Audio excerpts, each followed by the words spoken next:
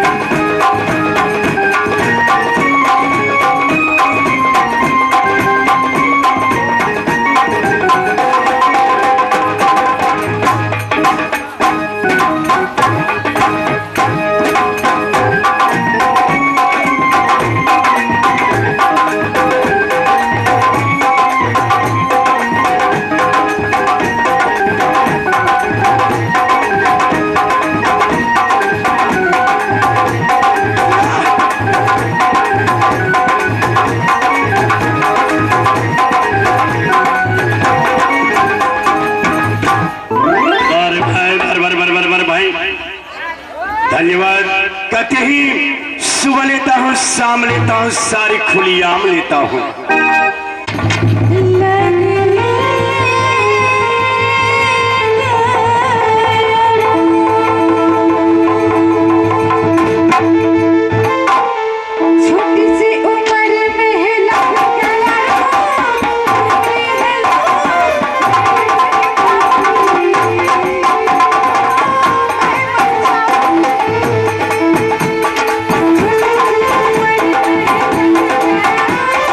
Yeah.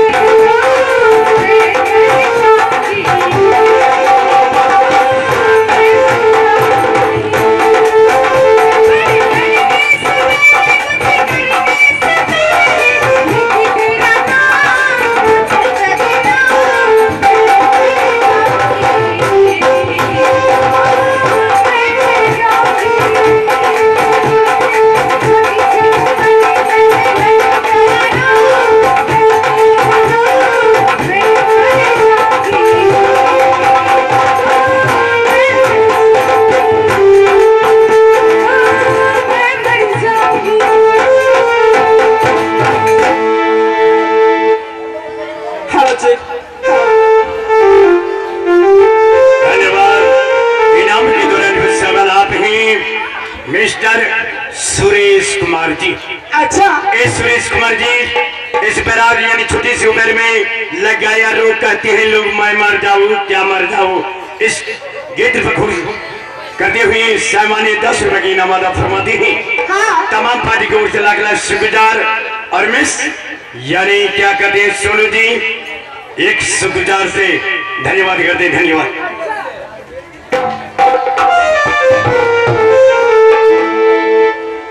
धन्यवाद तो जरूर कहेंगे लेकिन मेरा अंदाज कुछ अलग है। सुनो बेदर्दी तेरे प्यार ने दीवाना कर दिया। बेदर्दी तेरे प्यार ने दीवाना कर दिया। दीवाना कर दिया। आगे ना जिया मुझे दीवाना कर दिया। आगे ना जिया तेरे प्यार ने दीवाना कर दिया। तेरे प्यार ने दीवाना कर दिया। मुझे दीवाना कर दिया।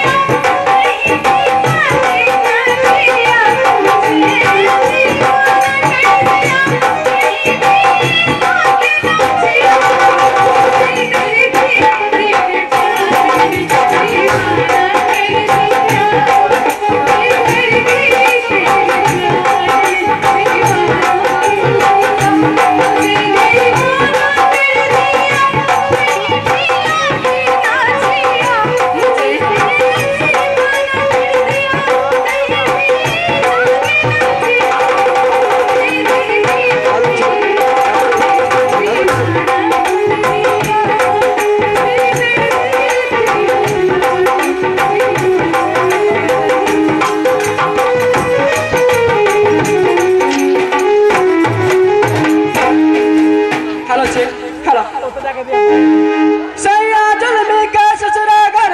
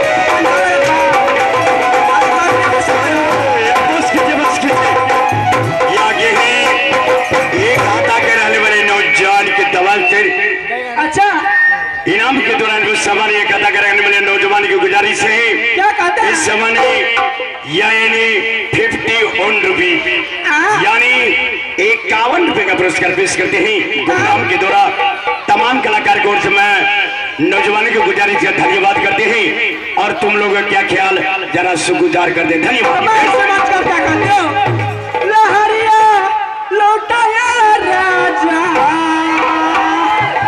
अरे मारे मार का हो का भाई अरे हमको तो दर्द होता दर्द अरे दर्द होता तो डॉक्टर बनी ने तुरंत ठीक हो जाएगी।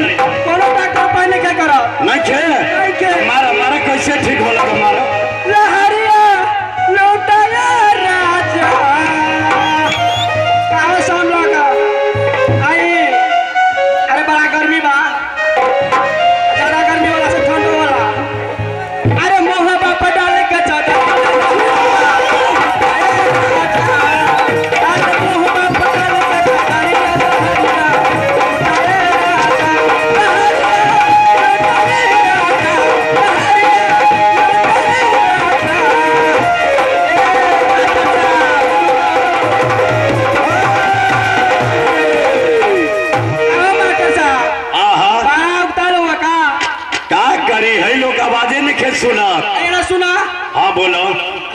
ना उजरा शर्ट वाला कौन हो? हाय देखा तो रहो मटका। हाय भाई हाँ। आंख मारा था। अरे मारे माँ। ए भाई आंख मत मारा, प्यार से देखा लेकिन आंख मत मारा। हमारा तो मन करता कि वही हम दिले में घुसाली हो। ओहो तो खुशाला। अरे बा आवा ना। अरे मुँह बाप डाल के चादर छिला।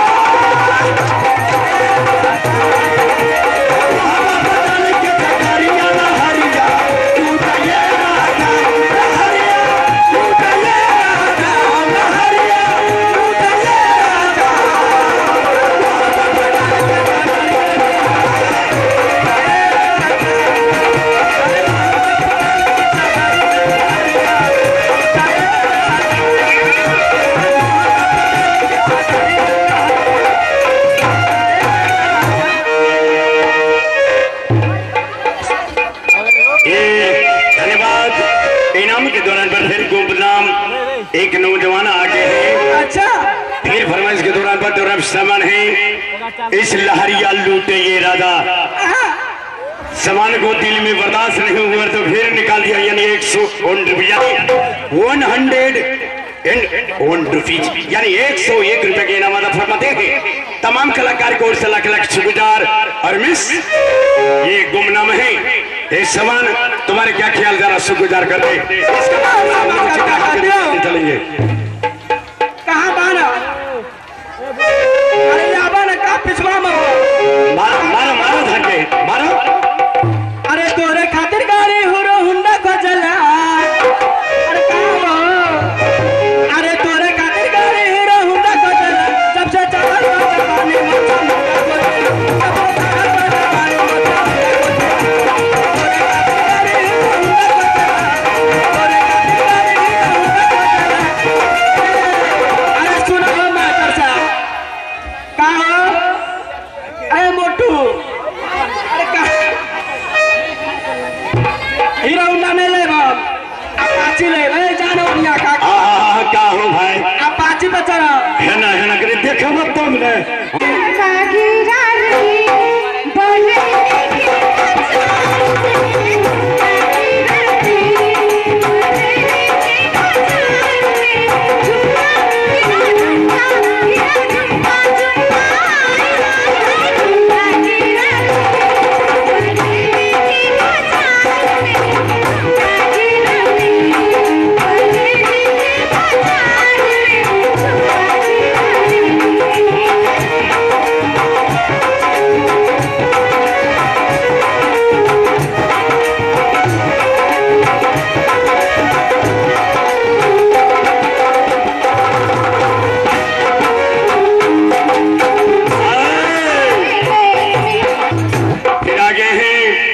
इनाम के दौरान सबर हमारे ये कलाकार बल फिर नौजवान की गुजारिश है। इस समय दिल में लगा है चोट तो फिर पीछे पकड़ से निकाल दिया, यानी 101 यानी 1 रुपया का नोट, यानी 101 रुपीज का नोट इनाम अदा फरमाते हैं। तमाम कलाकार को उस समय नौजवान को गुजारिश करते हैं और धन्यवाद। आप आवाज सर्विस के द्वारा लाख लाख शुक्रगुजार और मिस एक भोजपुरी हंगामा सर्विस के लहरिया मारा धमाका। और हमारी आने के दौर में आ गए हैं मिस्टर सुरेश जी बाउका, उसकी तरफ से पूरे 20 रुपये से आई है। हमारी कंपनी की ओर से लाख लाख शुक्रगुजार है। तो चलिए कर करते हैं हम पागल मैडम तो नतिया पर सैया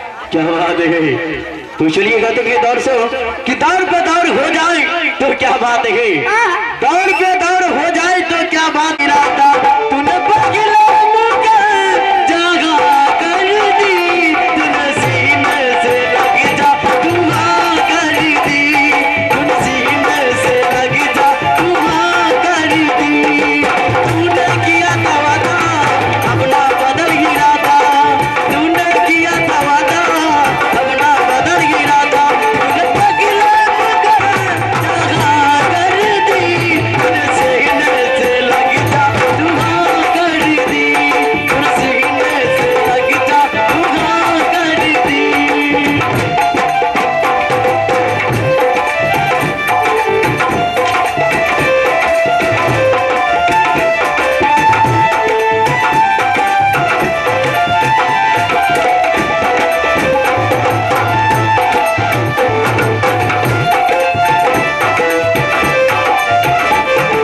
नजरें चुरा चुरा के आके मिला रही है,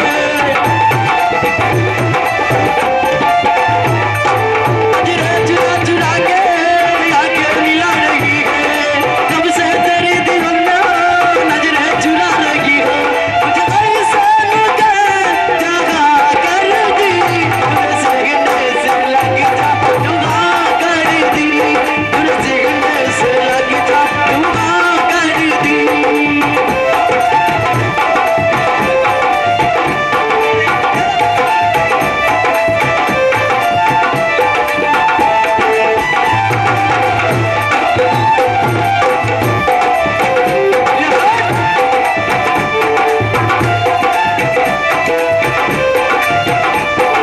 नजरें झुका झुका के पलकें गिरा रही है,